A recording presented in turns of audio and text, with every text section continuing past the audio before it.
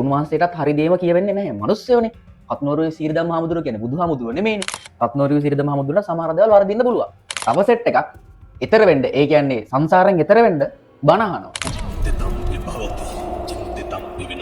බල විතර නෙමෙයි අපිත් අහු වුණානේ කාලේ. මෙයාට ගහන්න. අපේ හැමදෙරේ මං ඒ කතාවට විරුද්ධයි. හිතක් වෙනව නෙමෙයි මොන දේ වුණත් ඇත්ත කියන්නේ. අර කන්දසාමිය කතාව කියයිද? මේක කාලයකට කලින් ගංගොඩවිල සෝම හාමුදුරුවන්ටත් වුණා. ඉතින් කත්නෝරු සීරදම් හාමුදුරුවන්ට කොන වෙන එක මහලුකු දෙයක් නෙමෙයි. එකතු කරලා වදින අත් දෙකෙම තමයි බෙල්ල මිරිකන්නේත් කියලා. ඔබ වහන්සේ කිසිම වෙලාවක අනික් ඔය දේශපාලන කඩ යන උන් වගේ ඒ දේශපාලන අතකොලුවක් වෙන්න එපා. දේශපාලනේ පැත්තක තියලා බනහමු. බොරුව සමාජගත කරන ලංකා ප්‍රබල මාධ්‍ය ආයතන වලට වඩා ඇත්ත කියන මගේ මේ පොඩි YouTube channel එක මට වටිනවා.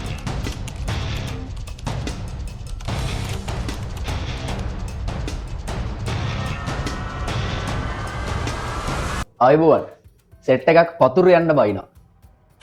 සමහරු කියනවා කාගම සිරිනන්ද හාමුදුරුවන්ගේ රැල්ල කඩන්නද මේ කත්නෝරුවේ හාමුදුරුවන්ව ගේන්නේ කියලා. හරිද?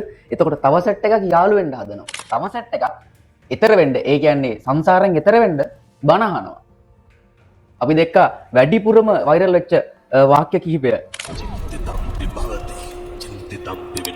අපි අද මාතෘකාව විදිහට කතා කරන්නේ මේ කත්නෝරුවේ සිරිදම් හාමුදුරුවෝ ගැන. සංකප්‍රියමන්ත රත්නායක කියලා ගිහි ජීවිතේ ජීවත් වෙලා 2007 පැවිදි වෙන දැන් අපි කවුරුත් දන්න කත්නෝරුවේ සිරිදම් හාමුදුරුවෝ එකපාරම ජනප්‍රිය වෙන්නේ මහා ඒ කියන්නේ අපි හිතා ගන්න බැරි දයෝපගත විදිහකට. හැබැයි උන්වහන්සේ මීට කලින් කැමරා ඉස්සරහා ඉඳලා තියෙනවා. ගොඩක් අය දැකලා නැහැ. මං ස්ක්‍රීන්ෂොට් එක මේ පැත්තෙන් දාන්න. අපිට හම්බුණා ලස්සන වොයිස් කට් එකක්. ඒ හාමුදුරුවෝ ඉඳලා තියෙනවා අන්තර් විශ්වවිද්‍යාලයේ භික්ෂු බල මණ්ඩලයේ. එතකොට අපි දන්නවා පාරවල් දිගේ ඉස්සර රනිල් රාජපක්ෂලාගේ ආණ්ඩු කාලේ බැටල් පොළු පාරවල් කකා අධ්‍යාපනයේ අයිතීන් දිනා ගන්න මහන්සි වෙච්ච පිරිසක්. එතකොට මේකෙදි කියන ස්ක්‍රීන්ෂොට් එකක් තියෙනවා මම වීඩියෝ එක දාන්න ඒ ස්ක්‍රීන්ෂොට් එක විතරක් මේ පැත්තෙන් දාන්න. ඇයි මේ කෑ ගහන්නේ? ඈ ඇද රීතිය කියලා දන්නේ නැතුවද මේ ඉන්නේ හිරගෙවල් පේන්නේ නැතුවද කියලා අහනවා. ඊට පස්සේ බැටල් පොළු පේන්නේ නැද්ද? ඈ ඔළුවේ හිසකෙස් ගහන්න ගුටි කාලා තියෙනවද? ඇයි රනිල් රාජපක්ෂලාගේ ආණ්ඩු කාලේ. ඊට පස්සේ හැබැයි මේ පාර දැන්නේ පුද්ගලිකව කිසි දෙයක් ඉල්ලලත් නෙමෙයිලු. ඇත්ත ඒ ශිෂ්‍යයන්ට භික්ෂු බල මණ්ඩලයේ ඉන්න කට්ටියට පුද්ගලික දෙයක් කියලා නෙමෙයි ඉදිරියට අධ්‍යාපනය ලබන නිදහස් අධ්‍යාපනය ලබන අහිංසක කොල්ල කෙල්ලෝ වෙන මේ ඉන්නේ පාරට. ඊට පස්සේ කියන කතාව තමයි පන්සල් හිටියනම් මිනිස්සු හොඳට කන්න බොන්න දෙනවා. ඒක ඇත්ත. කාලා ඉන්න තිබ්බා. ඇයි මේටලා ඉන්නේ? ඇයි පාටලා ඉන්නේ? ඈ මොකද මේ එයාට අරන් යන්නද? නැත්නම් වීඩියෝ කරන මුතුමාට අරන් යන්නද කියලා. මේ වීඩියෝ එක මාර විදිහට වෛරල් වුණා. හරිද? එතකොට මේ විශ්වවිද්‍යාල ශිෂ්‍ය මුන් දෙක මේ වීඩියෝ එක බැලුවට පස්සේ උන්වහන්සේ ගැන පැහැදිලිමක් ඇති වුණා. තරුණ ගොඩ දෙනෙක් හිටියා සමාජ මාධ්‍ය Facebook එකේ. හරිද?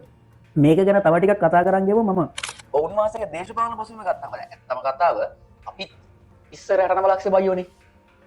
අපි වලද පාස්කෘ ප්‍රහාරයෙන් පස්සේ ගෝඨාභය රාජපක්ෂ එනවා කිව්වහම රතිඤ්ඤා දාලා හිරිබත් කාලා බලලා විතර නෙමෙයි අපිත් අහු වුණානේ ඒ කාලේ. ඒක ඇත්ත කතාව. ඉතින් උන්වහන්සේලා දේශපාලන පසුබිමක් ඒ කාලෙදි තියන්න පුළුවන් නේ. ඒක සාමාන්‍ය දෙයක් නේ. අපි කවුරුත් නිර්පාක්ෂික කියලා මිනිස්සු නැහැනේ මේ රටේ. යම් කිසි කාර්යයක කාට හෝ පාක්ෂිකෙක් අපි. එතකොට මට සමහර අය වෙනවා ස්ක්‍රීන්ෂොට් මෙයාට ගහන්න. ඒව මඩ ගහන සිරිතක් අපේ නෑනේ. අපි කතා කරන්නේ මිනිස්සුන්ගේ ඇත්ත දැන ගැනීම අයිතිය උදෙසා කරන සමාජ මාධ්‍ය මේවර. එතකොට මට වීඩියෝ එක වෙලා කියන්න කෙලින්ම මෙයාට ගහන්න මේ බලන්න මේ ස්ක්‍රීන්ෂොට් එක වෙන මම ඒ ටිකක් දාන්න. ඔයාලා කියන ඉඳ මේ දාන්නේ අනිත් මිනිස්සු දැනගන්න බෑ. එතකොට එතනදි කියලා තියෙනවා 2020 ජූලි 29 උන්වහන්සේ ෂෙයා කරලා තියෙන පෝස්ට් එකක්. හැම ගෙදරකම එක ඡන්දයක් අපේ ජනබල පක්ෂයට දෙමුද. ඒ කියන අතුල්ලේ රතන හිමියන්ගේ. හරිද? ඉතින් ඊට පස්සේ මේවා සාමාන්‍ය දේවල් මිනිස්සුගේ දේශපාලනය අල්ලගෙන මම නම් කියන්නේ දේශපාලනය කියන එක වෙනම දෙයක්. මේකෙදි මම තව දෙයක් කියන්නේ මම මේ කියන්නේ මේක මධ්‍යස්ථ වේදලා කරන වීඩියෝ එකක් නිසා. කත්නෝරුවේ සිරිදම්ම හාමුදුරුවෝ එක තැනක කියනවා කෙනෙකුගේ හිතක් රිදෙනවා නම් ඇත්තක්වත් කියන්න එපා කියලා. අපි හැමදෙරේ මම මේ කතාවට විරුද්ධයි. හාමුදුරුවන්ගේ ප්‍රේක්ෂකයෝ නම් මම දන්නවා සමහරු මේ කතාවට විරුද්ධයි කියලා. මොකද කියන හැමදේම අපි අහනවා. හැබැයි හරි දේ විතරක් අපි කාඩ ගන්නවා අපි හරි දේ විතරක් ඔලුවට ගන්නවා. නේද? ඇත්ත කියද්දි තව කෙනෙක්ගේ හිතක් රිදෙනවා නම් ඇත්ත කියන්නේ නැතුව ඉන්න හොඳ නැහැ. හිතක් රිදෙනවා නෙමෙයි මොන දේ වුණත් ඇත්ත කියන්නේ. හරිද? බොරුව සමාජගත කරන ලංකා ප්‍රබල මාධ්‍ය ආයතන වලට වඩා ඇත්ත කියන මගේ මේ පොඩි YouTube channel එක මට වටිනවා. ඔච්චරයි මට කියන්න තියෙන්නේ. ඊට පස්සේ මම මේ ගැන දැන් මේ ගැන තව ටිකක් අපි හොයන් ගිහුවාම ඇත්තටම කතාව නම් උන්වහන්සේගේ ඩයරි එක උන්වහන්සේගේ ඩයරි බුකින් ඩයරි එක මේ වෙද්දී ලංකාවේ තියෙන ප්‍රබලම බෑන්ඩ් කීපයකට දෙන සංගීත කණ්ඩායම් වලටත් වඩා බුකින් මේ වෙද්දී. ඌව සැවිලා තියෙනවා ලංකාව හැමතැනම දවස ගානේ. මේවා තියෙනවා මම දැක්කේ අතර උන්වහන්සේ තව කතාවක් කියලා තිනවා. මේ බණ වලට එද්දී LED බෝල්ස් දාන්න එපා. ලොකු සවුන්ඩ් සෙටප් දාන්න එපා.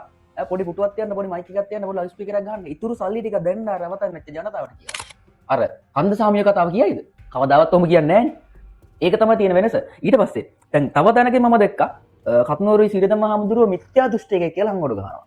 පොඩි වීඩියෝ එකක් ටිකක් හම්බුණා. අලුත් එක්කෙනෙක් කරලියට ඇවිල්ලා පරලොව නෑ දෙවියෝ නෑ කියලා කියන අලුත් එක්කෙනෙක් දැන් ඇවිල්ලා කරලියට.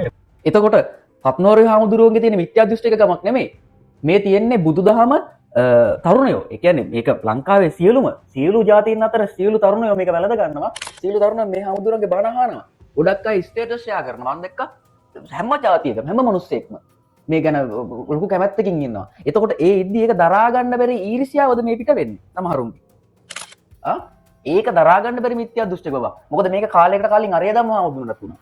මේක කාලයකට කලින් ගංගොඩවිල සෝම හාමුදුරුවන්ට වුණා. ඊට පස්සේ ඔබම කවුරුත් දන්න මේ පොඩි කාලේ බණ අහපු ඉරිබෞද්ධ ඥානানন্দ හාමුදුරුවන්ටත් වැඩි වුණා. ඉතින් කතුනෝරු සිරිදම්ම හාමුදුරුවන්ට කොන වෙන එක මහ ලොකු දෙයක් නෙමෙයි. මිනිස්සු අය අත් දෙක එකතු කරලා වදින අත් දෙකෙන්ම තමයි බෙල්ල මිරිකන්නේ කියලා. ඒක තමයි මේ ලෝකේ තියෙන ඇත්ත.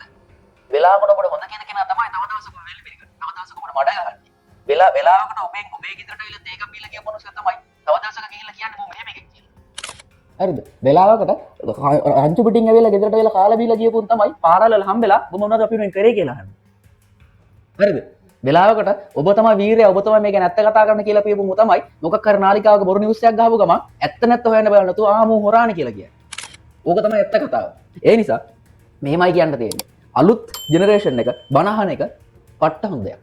උන්වහන්සේට ඒකට පිං අයිති වෙනවා. මොකද අපේ කොල්ල ඇත්තටම අපි දන්නවා 2000න් පස්සේ කොල්ල කියලා කිව්වම 2000න් පස්සේ කොල්ල කියලා ගොඩාක් අය එක්කෝ හවසට ගිහිල්ලා බාර් එකක නැත්තම් බයික් ටික අරන් ගිහලා බෝකු කටලුඩ නැත්තම් හන්දි. ඕකනේ හැමදාම උනේ. 90 ගණන් කොල්ල ටික නම් උන පොඩ්ඩක් ජීවිතේ වෙන්න හවසට වෙලක පිටිටනියක බහලා ක්‍රිකට් ගහලා වොලිබෝල් ගැහුවා. ඒක පැනලා නෑව. හැබැයි 2000න් පස්සේ කට්ටියට ඒක නෑ. හැබැයි නැවත ඒ සමාජය හැදෙනවා අපිට පේනවා. හරිද? එතකොට ඒක නවත්තන්න හදන්න එපා. උන්වහන්සේගේ දේශපාලනේ උන්වහන්සේ කරගත්තද? හැබැයි මම එක දෙයක් කියනවා. උන්වහන්සේ මේ වීඩියෝ එක බලනවා ඔබ දන්නවා. ඔබ වහන්සේ කිසිම වෙලාවක අනික් ඔය දේශපාලන කඩ යන උන් වගේ ඒ දේශපාලන අතකොලුවක් වෙන්න එපා. ඔබ වහන්සේ මේ කරන බණ කියවීමේ ඒක ලංකාව වටේම ගිහිල්ලා බණ කියවීමේ කර්තව්‍ය කරන්න කිසි ප්‍රශ්නයක් නෑ. අපි ඒකට කැමති අපි ඒක බණ අහන ඔබ වහන්සේ. හැබැයි දේශපාලන අතකොලුවක් වෙන්න එපා. මොකද මම දන්න විදිහට උදාහරණයක් ඔබ වහන්සේ මම කියන්න. ගමේ ඉන්න හසිපු විගුණ හසිපුකාරයා ඔබ වහන්සේ ගෙන්නලා ගමක බණක් කිව්වොත් එයාට ගමේ මිනිස්සු අතරට එන්න අවස්ථාවක් එතන හැදෙනවා. ඒ වගේ දේවල් වලට ඔබ වහන්සේ භාවිතා කරන්න පුළුවන්. සහ නොඑක් දේශපාලුව ඔබ වහන්සේ භාවිතා කරන්න පුළුවන් ඉදිරියට. අපිට තොරතුරු ඇවිල්ලා තියෙනවා ගොඩාක් වලව්වල දැනටත් කතා වෙනවා ඔබ වහන්සේ පාවිච්චි කරලා ඔබ වහන්සේගෙන් ගොඩ යන්න. අර ඉස්සර අරලියගා මන්දිරේ බණ හැව්වේ. ඒ වගේ බණකට ඔබ වහන්සේ ගෙන්නොත් එයාට ගොඩ යන්න පුළුවන් ඔබ වහන්සේ හරහා කියලා දැනට මම සැලසුම් සකස් කරනවා. මේ වගේ දේවල්ට අහු වෙන්න එපා. බණ අහන්න දේශපාලන පැත්තක තියන්න. මම දන්න විදිහට උන්වහන්සේට දේශපාලන පසුබිමක් නැහැ. උන්වහන්සේ අන්තර් විශ්වවිද්‍යාල වික්ෂුපාල මණ්ඩලයේ හිටපු සමාජිකයෙක් පමණයි. ඒතර උන්වහන්සේට කිසිම දේශපාලන පසුබිමක් නැහැ. මෙහෙමයි. දේශපාලනේ පැත්තක තියලා බණ අහමු. අපිට වෙන්න ඕනේ එච්චරනේ සමාජය හැදෙන්න ඕනේ. දැන් මේ වෙලා තියෙන දේවල් පේනවනේ මේ වගේ ව්‍යසන වෙලාවකත් දැන්වත් අපි එකතු වෙලා අඩුම තරම මේ වෙලාවේ මිනිස්සු නිකන් මරා ගන්න නැතුව කතුනෝරුවේ සිරිදම්ම හාමුදුරුවෝ කියන දේ අහමු. උන්වහන්සේටත් හරි දේම කියවෙන්නේ නැහැ. මිනිස්සුයෝනේ. කතුනෝරුවේ සිරිදම්ම හාමුදුරුවෝ කියන්නේ බුදුහාමුදුරුවෝ නෙමෙයිනේ. කතුනෝරුවේ සිරිදම්ම හාමුදුරුවෝ සමහර දේවල් වරදින්න පුළුවන්. අපිටත් වෙන දෙයක් නේ. හැබැයි අපි දැනගන්න ඕනේ කියන හරි දේ ඔලුවට දාගෙන වැරද්ද දේ මේ කණෙන් පිට කරන්න. වෙනස් දෙයක් තියෙනවා නම් කතා කරලා වෙනස් කරගන්න. ඒක තමයි මනුස්ස ස්වභාවය කියන්නේ. නැතුව මේ එක වචනයක් වැරදුනා වචන 99ක් හරියට කියලා එක වචනයක් වැරදුනා කියලා මඩ ගහන්නයි පාගලා දාන්න එපා මනුස්ස එක්ක. මොකද අර හාමුදුරුවෝ කියපු කතාව තමයි කියන්නේ. අචින්තිත අභිභවති චින්තිතම විනස්සති.